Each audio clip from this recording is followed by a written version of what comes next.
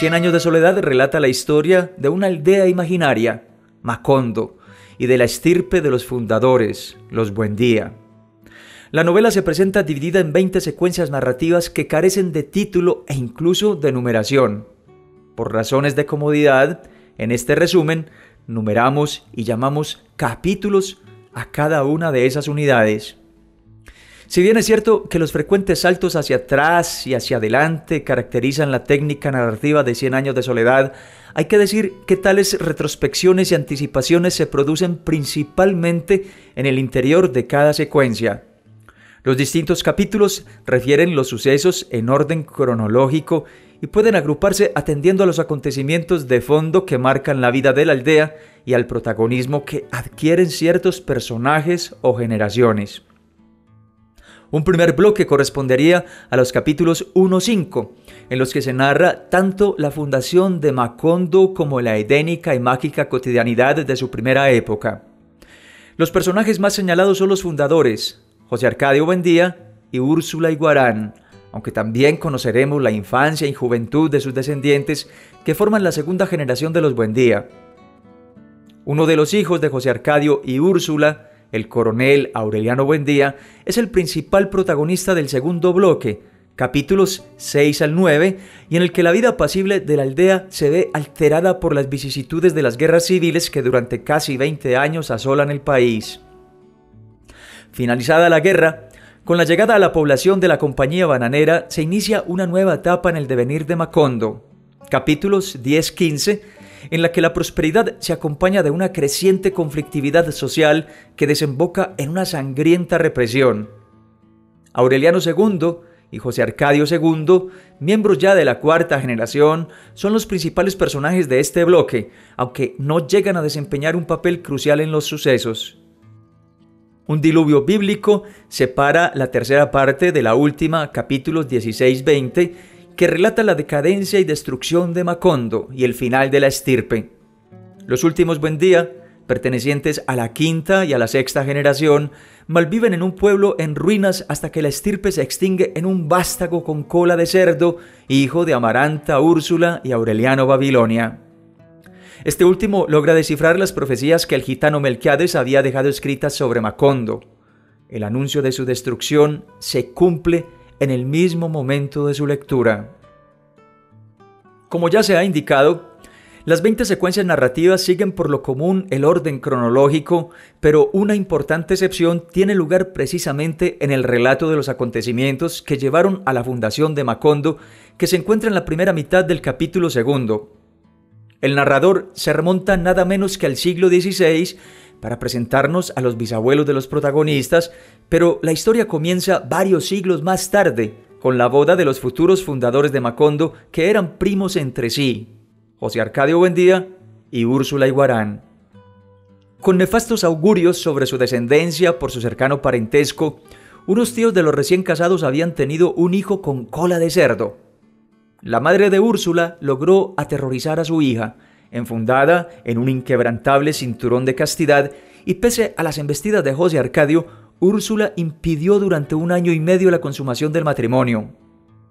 Las habladurías atribuían la falta de hijos a la impotencia de José Arcadio, y un día Prudencio Aguilar, después de perder una riña de gallos, se burló públicamente de su poca hombría.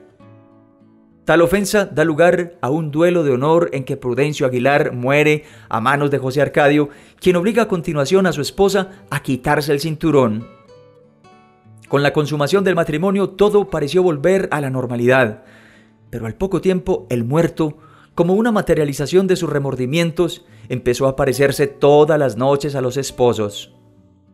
Incapaces de cargar con ese peso en su conciencia, José Arcadio y Úrsula decidieron marcharse del pueblo, y varios amigos de José Arcadio Buendía, jóvenes como él, embullados con la aventura, desmantelaron sus casas y cargaron con sus mujeres y sus hijos hacia la tierra que nadie les había prometido. Tras más de 2 años de viaje a través de la tierra y los páramos, José Arcadio soñó que una ciudad ruidosa, con casas de paredes de espejo, se alzaba junto al río donde habían acampado, y decidió fundar allí una aldea y bautizarla con el nombre que tenía en el sueño, Macondo. Actuando como un patriarca juvenil y dirigiendo con buen sentido los más variados asuntos de la comunidad, José Arcadio Buendía logró en pocos años hacer de Macondo una aldea más ordenada y laboriosa que cualquiera de las conocidas hasta entonces por sus 300 habitantes. De este modo, aunque el éxodo de aquel grupo de familias se originó en una especie de pecado original, la muerte de Prudencio Aguilar, ocasionada a su vez por temores incestuosos, el resultado final parece más bien la creación de un Edén. Era en verdad una aldea feliz, donde nadie era mayor de 30 años y donde nadie había muerto. El libro empieza años después de la fundación, en la época en que José Arcadio Buendía parecía haber superado ya su antigua obsesión por los grandes inventos que traían a Macondo los gitanos de la tribu de Melquiades, artilugios sobradamente conocidos como los imanes y el catalejo que no habían llegado todavía a aquella recóndita aldea. Deseoso de poner en contacto el pueblo con los avances de la civilización e ignorando completamente la geografía de la región, José Arcadio Buendía había emprendido una fracasada expedición. Encontraron únicamente tierras inhóspitas y a continuación los restos de un galeón español y el mar.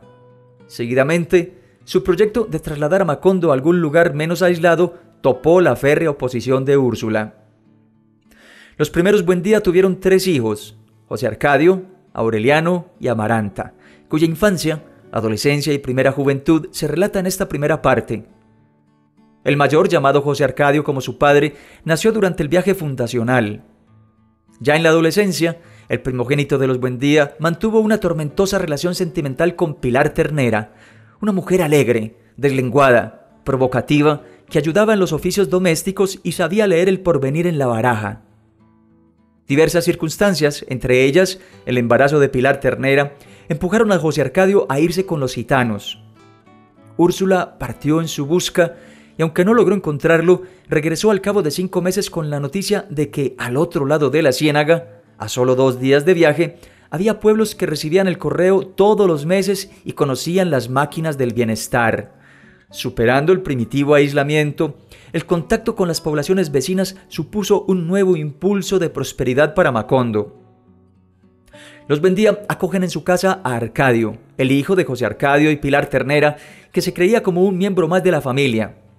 Adoptan asimismo a Rebeca, huérfana de 11 años, que según una carta que traía, era pariente lejana de Úrsula.